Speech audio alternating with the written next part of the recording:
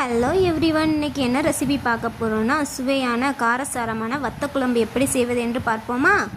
First ஒரு கடாயில் எண்ணெய் ஊற்றிக்கோங்க. வெந்தயம், கடுகு, காய்ந்த மிளகாய், கருவேப்பிலை போட்டு தாளிச்சுக்கோங்க. பூண்டு போட்டுக்கோங்க. பூண்டு நல்லா வதங்கின பிறகு வெங்காயம் போட்டு நல்லா வதக்குங்க.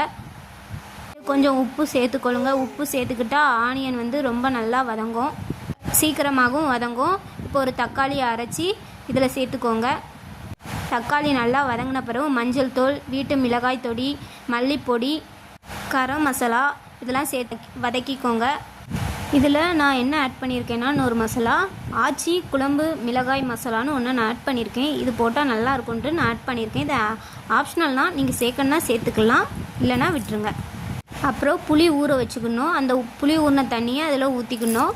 ஊற்றிட்டு கொஞ்சம் வாட்டர் ஊற்றி உப்பு கரெக்டாக இருக்கான்னு பார்க்கணும். எனக்கு உப்பு கரெக்டாக இருக்கிறதுனால நான் உப்பு போடலை. உங்களுக்கு உப்பு கம்மியாக இருந்துச்சுன்னா உப்பு போட்டுக்கோங்க. இப்போ வத்த குழம்பு நல்லா கொதித்த பிறகு தேங்காய் அரைச்சி தேங்காய் பால் எடுத்து அந்த வத்த குழம்புல ஊற்றுனீங்கன்னா சுவையான மணமணக்கும் காரசாரமான வத்த குழம்பு தயார். அடுத்த வீடியோவில் சந்திப்போம். டாட்டா, பாய் பாய். இது போன்ற ரெசிபிகளுக்கு எங்கள் சேனலை லைக் பண்ணுங்கள், ஷேர் பண்ணுங்கள், கமெண்ட் பண்ணுங்கள், சப்ஸ்கிரைப் பண்ணுங்கள். பக்கத்தில் உள்ள பெல் ஐக்கானை கிளிக் பண்ணுங்கள்.